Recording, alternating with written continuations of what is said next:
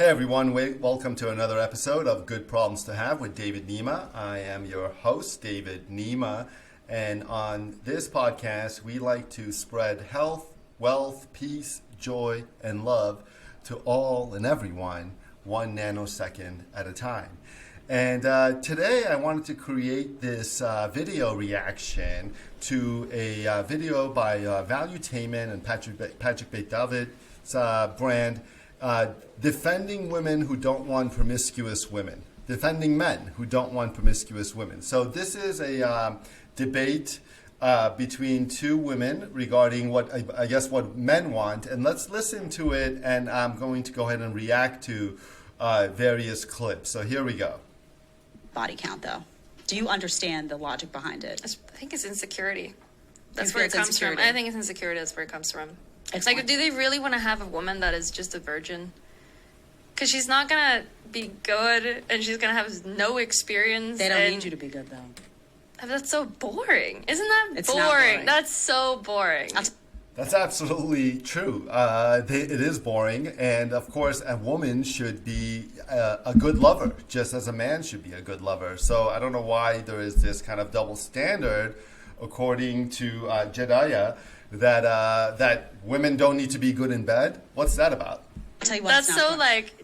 it just sounds transactional to me. It just sounds so boring. I don't know. That's very strange to me. Yeah. It sounds transactional for a virgin. I like you to because be you with a man haven't who been has with anyone. experience. It's like you haven't been with anyone. That's why I like you. I think that's crazy. I don't know. That doesn't make sense. Absolutely agree. Absolutely agree. To condition love on, this kind of arbitrary metric of whether or not you've been with anyone or how many people you've been with, it's not a good way to select your lovers or to give your love to somebody based on just that kind of attribute. To me at all. Well, you can understand, first of all, if they're religious, that comes from a different place, right? So Yeah, if that's, of course, yeah. Okay.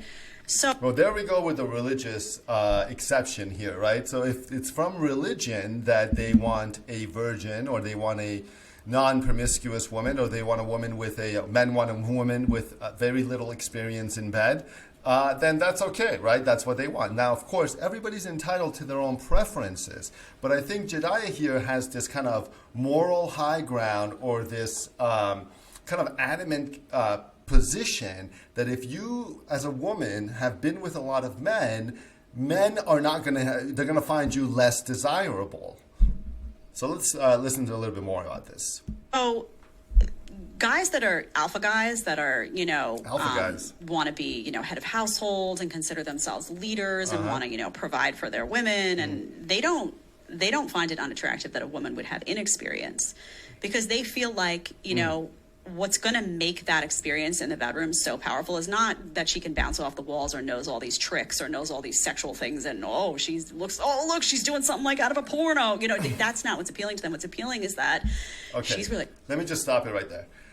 First of all, a woman with no experience can be a red flag, okay? If for my male listeners or for my female listeners, if you are, dating somebody and they have very, very little experience, you should be concerned, because they have a very small amount of experience on which they can judge your relationship on. They haven't found themselves yet. And I'm talking about experience in a variety of things: educational experience, life experience, sexual experience, travel experience, just a variety of kind of life experiences that make a person who they are and ready to make sound decisions. And if you have very little sexual experience and your mate, in fact, if your mate has very little sexual experience or romantic experience or dating experience, and they want to commit to a lifelong relationship with you and have a baby with you, for example, which is a lifelong contract, unlike a marriage, which can be annulled or divorced, but when you have a kid, that's a lifelong contract. That's a blood contract.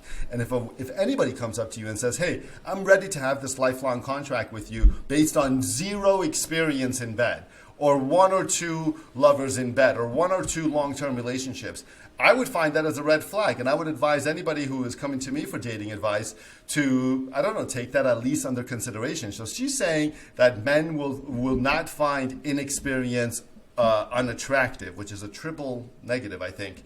But the bottom line is that from my perspective as a man, or as a person that dates, whether you're a man or a woman, and your lover has low experience or little experience in dating and romantic relationships, I'm not saying that they're not ready to get into a relationship, but I think that's a red flag and that's something to consider. It's certainly not a benefit, as the way Jedediah is kind of putting it here. Excited to be there for him. Oh, and in terms of jumping and pornos and jumping off the walls, let me tell you, if a woman can perform in bed, that is a substantial benefit to the relationship. I've told all my female friends before that if you can do certain things in bed well, you will get away with a lot more in the relationship, okay? And that's true for everybody.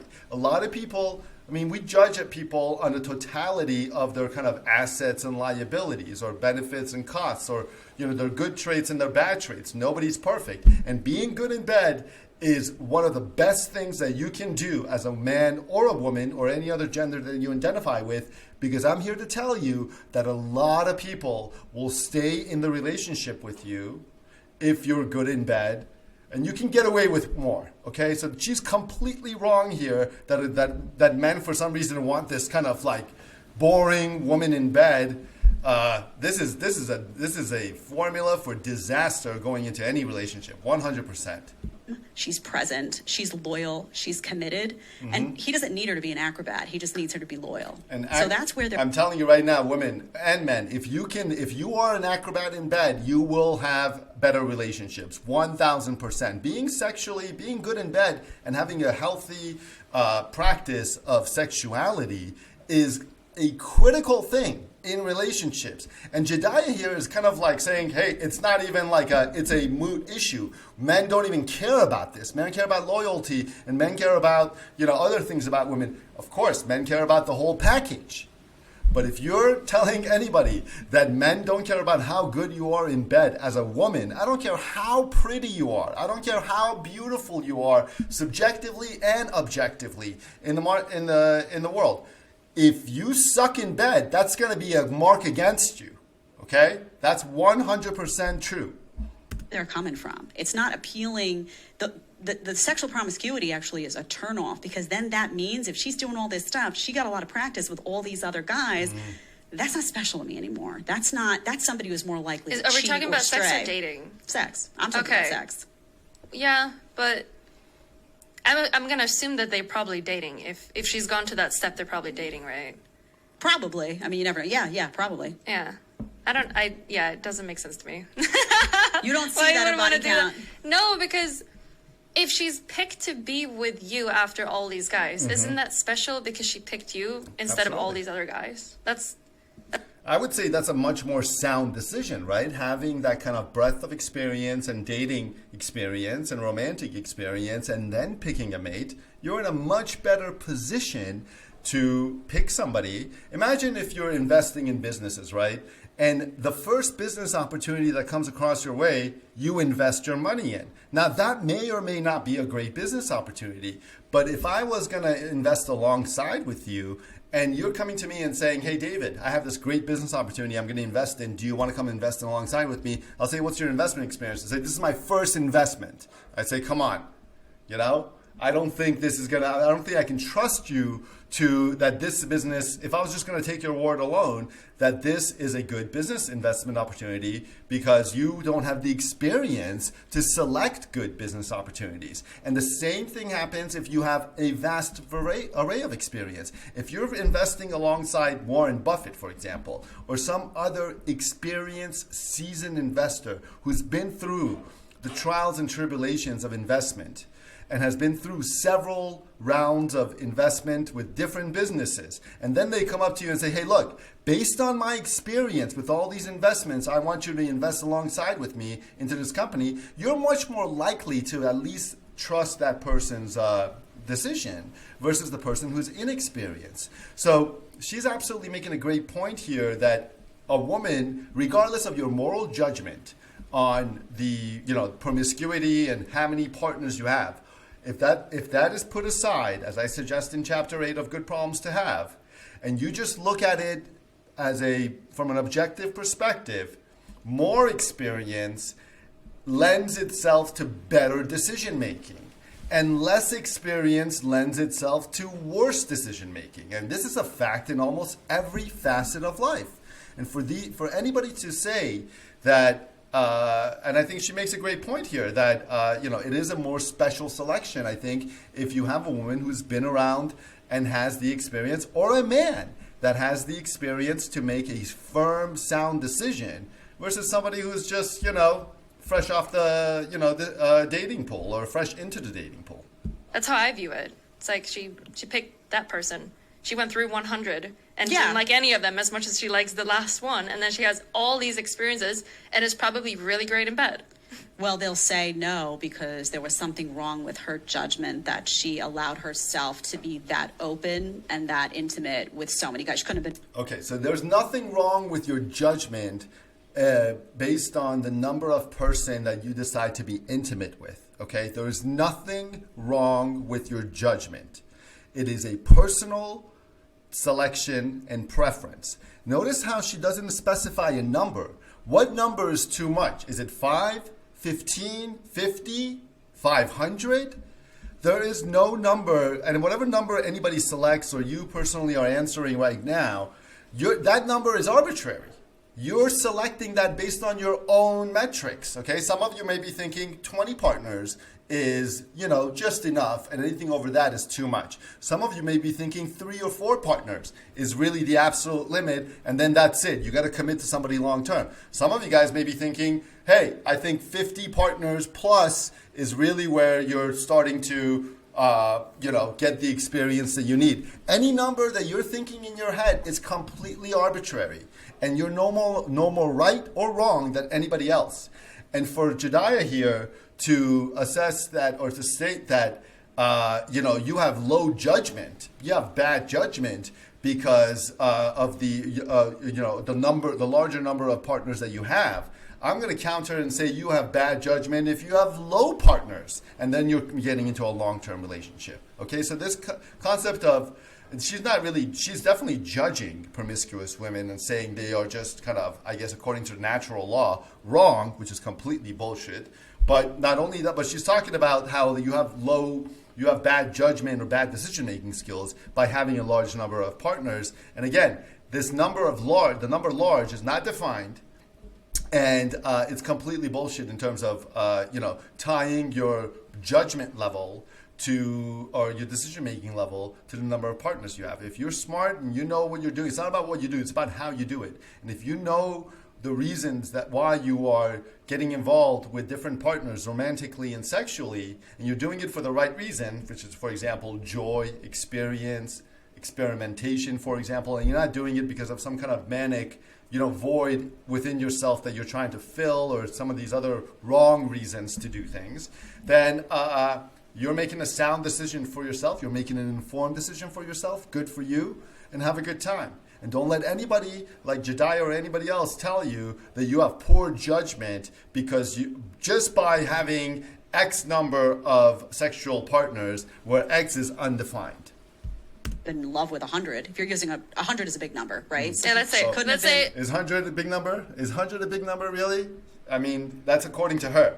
Let's say 10 people. Yeah, I'm more normal, maybe. 10. Okay. I think the challenge is, and the conversation always goes when I have this conversation with Destiny too, like virgin or somebody who slept with like 100 people. Those are two extremes. So these are the bookends in terms of Jedediah, right? 0 or 100. So I'm here to tell you that a lot of people that are watching your podcast and my podcast have slept with more than 100 people, and they're fantastic people. They have equal self-worth than anybody else. They are highly attractive to the opposite sex or whoever else they want to attract and have sex with, and they're probably going to have continue to have really good sex into their lives. So, but it's just interesting to me that she puts this kind of these bookmarks. And 100 is definitely promiscuous or too promiscuous according to her definition, and 0. And she's saying that these are the opposite extremes in which people discuss, and I guess maybe more people fall in the middle. But again, this middle number is not defined.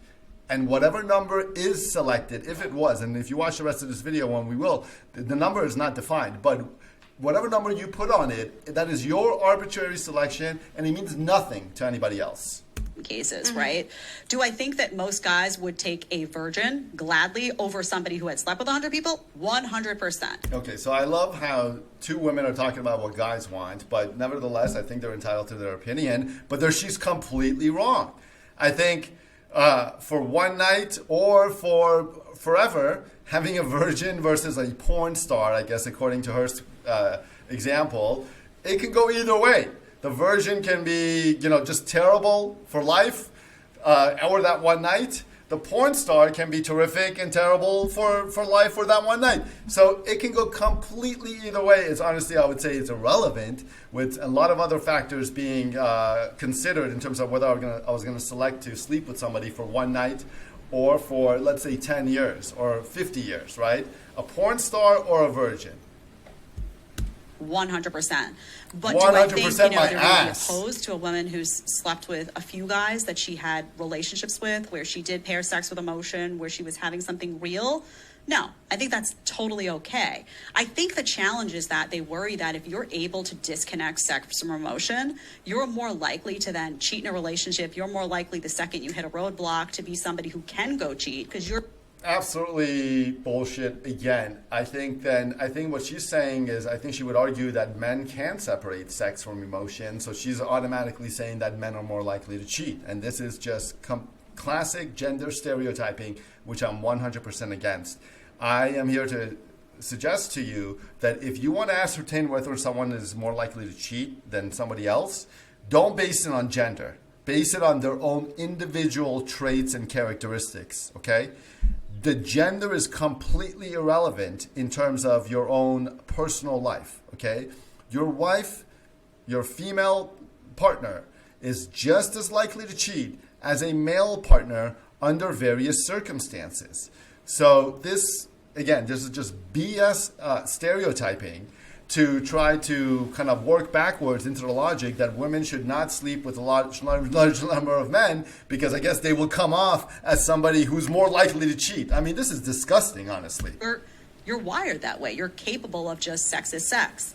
If you're a virgin or somebody who's had sex with two guys and both of them you've been madly in love with, you don't even know a world outside of sex paired with love. There's a lot of safety and security that a man gets from that. Can you understand I feel like that? I would be a lot more scared if I had a girlfriend that was a virgin and no experience. Like, let's say she goes... Safety and security that a man will get from a woman, from knowing that a woman is not going to go cheat because she has never, disassociated sex with love. I mean, these are just like some far-fetched, assumptions here that are very unlikely to play out in real life. And in real life, my safety and security comes from within when I'm with a woman, okay? Or any other lover. My safety and security comes from the fact that the way they look at me, the way the relationship dynamic that we have, the discussions that we have, the way that she acts and talks around me and to me. These things give me all the cues I need to know whether or not she's going to cheat on me or not, or whether or not she's going to go against our own private contract in terms of how our relationship is going to be, whether it's exclusive or non-exclusive. So my safety and security doesn't come from the fact that some girl has never been with other men before. Absolutely not. If anything, I would be less safe and secure because I would think that she's basically coming into this relationship based on inexperience and a lot of kind of general guidelines for why she should be with me, but she doesn't really know that she wants to be with me because she hasn't made that decision herself, versus safety and security coming from what Jedediah is aspiring to. Goes to work and then she meets someone else and they have like a really good chemistry and a lot of sexual tension. Mm-hmm. I feel like just because she doesn't know what that is on the other side, she would be more interested in doing it than if she is aware of her feelings, she's aware of what she can do and what she wants because she has a lot of experience. I feel like if she picks me, it makes a lot more sense because she knows so much better about herself. Because absolutely 100% this is right. I think, in my opinion, if I'm with somebody who's has some experience and then they pick me, I know they are in a much better sound position to make this decision, to pick me to be with them, rather than coming out of, straight from their parents' house, no experience, no sexual experience, or very little sexual experience, very little romantic experience, and not really kind of finding oneself as one does through experience. Because she gained so much experience and learned about herself. If that girl gets to 21, 22, 23, particularly now given like what the college experience looks like, and she's still a virgin, that is a girl who you're going to feel really comfortable going to work. And if she does have a dynamic with somebody that maybe there's some chemistry, she's gonna guard her body so heavily and treat that so well, because that's how it works, right? Thank you. Good point. It would be like a huge contrast between, imagine a woman who went through college, went through, the hookups culture scene, was out with her friends who were doing that, and didn't do it because she couldn't physically, like that just wasn't something she could do. She didn't feel like casual sex was in her DNA. I think like if let's say you're dating someone from high school and then you're getting married to that person, and this high school kid that, let's say that he grew up and he has been really, what do you call it? Like his parents were like just like serving everything for him. He doesn't know how to cook. He doesn't know how to clean his room. He doesn't know how to even get a job or anything like that. Yep. And then this girl is like doing pretty fine for herself, but that's like the only thing she knows. And she has this sort of idea that she wants to have this guy and she wants to have sex after marriage. And then after they get married and she has sex with him, she meets a guy at work that has this energy of being in control and taking care of the house and cleaning and can do all these amazing things. Why wouldn't she be interested just in the personality of this one guy that seems to have the shit together compared to... Okay. That's what I'm saying. But then she's already picked someone from high school. Exactly. Let's say, right? That because she didn't know what she wanted. She didn't want to marry a kid. Right. Well, that's fine, but that's not on par with a justification for sleeping around. Like, you don't have to sleep with 100 guys to figure out. No, you don't have to do that. But I think having some sort of experience is good. That's pretty much my point. Instead of just having no experience. I don't think with no experience you know what you want. I think people tell you what you want at that point. So again, though, no experience is not promiscuity, right? So that we have two ends of the spectrum now. We have like no experience where you're a virgin, you enter your first relationship, that's the only man that you know. That can come with its own sets of challenges. And then you have someone who's sleeping around for hobby, and by the time they hit 25, they've been with a ton of guys that they don't even care about, some of whom they don't even know their last name. So, well, that could be the case. But and all I'm saying is, guys, the vast majority of men may not say a virgin is their first choice. Maybe they'll say, you know what? I like a woman who maybe she's had a couple of relationships that she's really been invested in. It shows some relationship history. It shows she knows a little bit something about relationship. Maybe they'll say that, but they're definitely going to pass on this girl over here that's been with everybody under the sun. Absolutely not. And they'll take that virgin over this girl over here any day of the week. Because that's absolutely not true. And if they do, they are equally brainwashed as Jedediah is. And if you want to make a selection of a long-term mate based on what's going to bring you happiness, the personal connection that you're going to have, the longevity of the relationship, the real meaningfulness of the relationship, and like I said, the connection in bed and outside of bed, intellectually, mentally, as well as physically and emotionally. The number of partners a person has had is almost irrelevant, except for the fact that you need a requisite number of partners to have a requisite number of experience, a minimum amount of experience. And I think the cap, there is no numerical cap, provided that you're not having sex for the wrong reasons, or you're not getting into relationships for the wrong reasons, which is to fill, to fill some kind of void within in terms of happiness or self-worth or love, or you're not doing this manically, okay? So it's not about the number of partners you have. It's about how you're entering into those relationships, whether they are for one night or 1 year or one lifetime. Because they'll at least know that that girl is extremely selective. Probably comes from the kind of family that taught her to have self-respect in her body, probably... See, this is all like, I mean, these things sound good, right? See, someone's got to be selective, and it sounds good because they have self-respect for their body.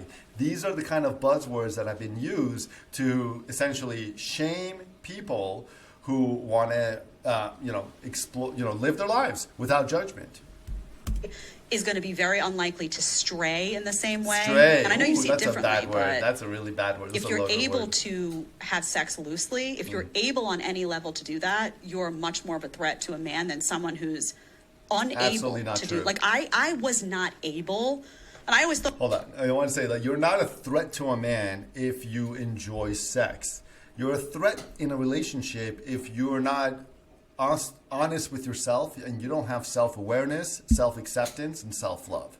That is the litmus test for being a threat in a relationship. Self-awareness, self-acceptance, and self-love, regardless of your past. I discuss these things very deeply in Chapter 2 of Good Problems to Have. Self-awareness means, being aware of who you are and all the good things and all the quote-unquote bad things that you like or you don't like about yourself and things that you want to improve upon and things that you're already very happy with. Self-acceptance means accepting that totality. And self-love means that no matter what your past is, unlike what Jedediah is saying, no matter what your past is, you are worthy.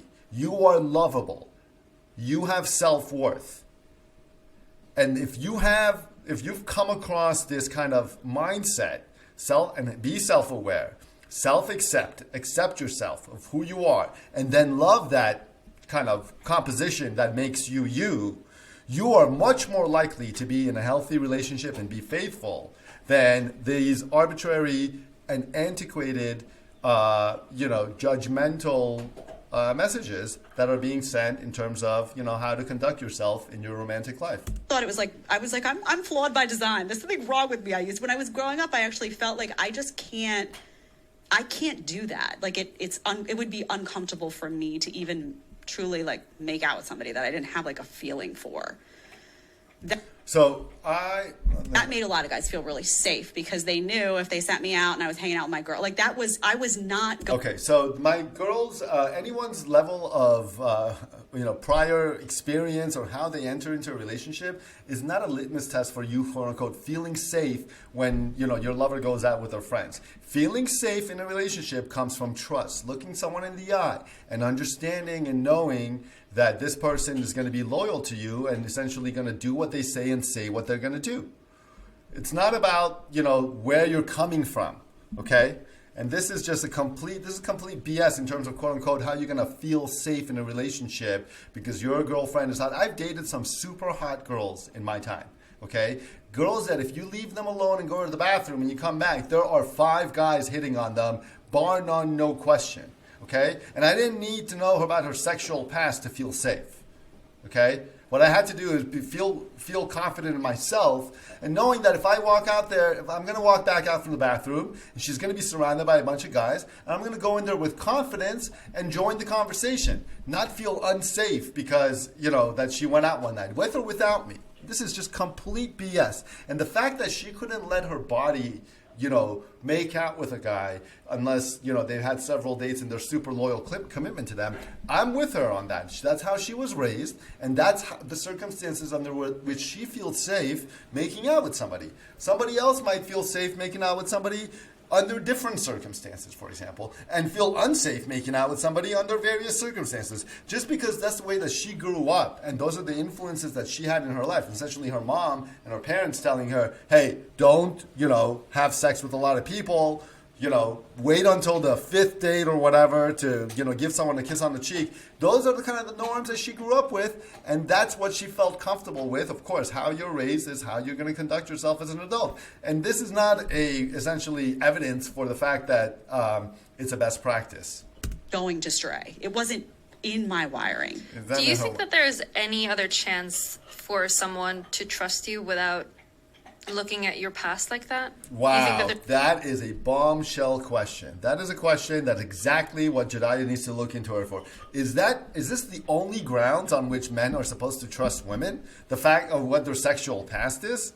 And she'll still say, no, of course there are going to be other metrics. But how important is this one thing compared to everything else, which is what I've been talking about, eye contact, language. And look at the 5 languages of love, right? Personal, physical touch, words of affirmation, quality time, gifts, and acts of service. I mean, that's how you can decide whether or not somebody loves you and they're loyal to you, and not just based on these arbitrary kind of historical records of past romantic partners. Great question by her. There's anything you could say or show, like, presently? Well, I think people do change, right?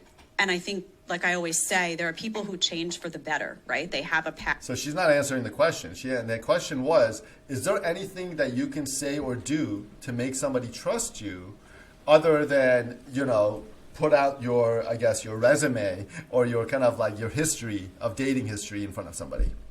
And she's not answering. She's talking about how people can change, but she's probably going to say that, once a goose or one always a goose or some kind of like things like that. There's women who were promiscuous and had an OnlyFans and did whatever, and then they hit 30 and they're like, that's not me anymore. Like, I don't want that. Do I think that... Now, OnlyFans has only been around for 2-3 years, so there's no historical data on what's happened to women that went on OnlyFans and whatnot. So that's just anecdotal BS right there. Those people can change for the better 100%.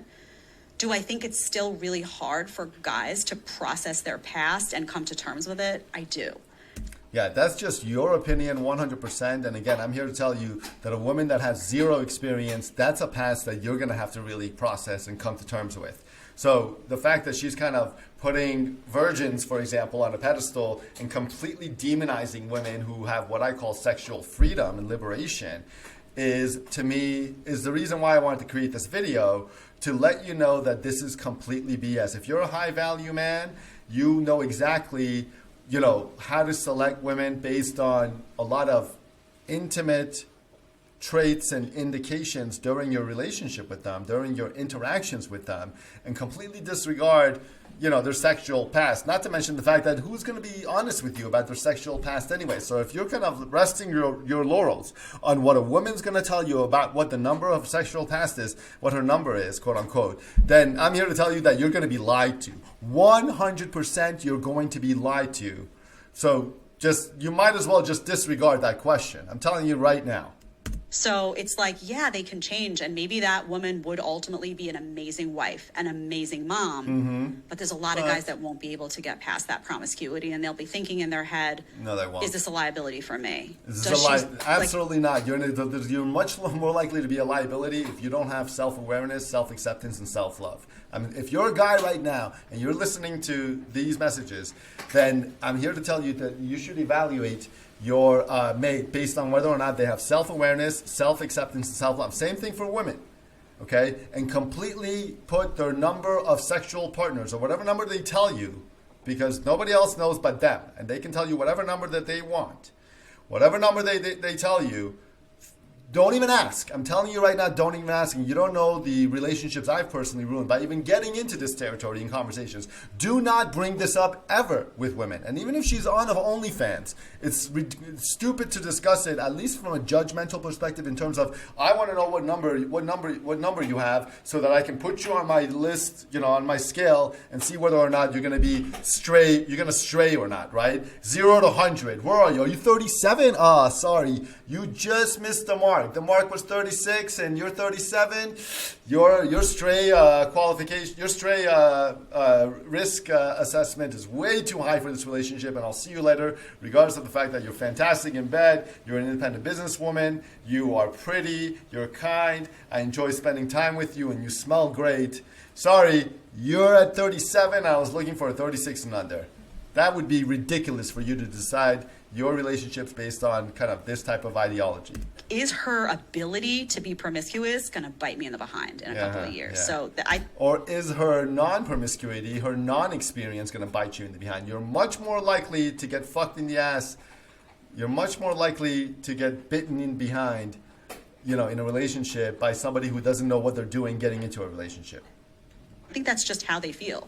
Whether it's right or versus somebody who has had experience and comes at you from an honest, self-accepting, and self-worth perspective, okay? And they lay it out for you. Wrong, that's how they feel, a lot of them.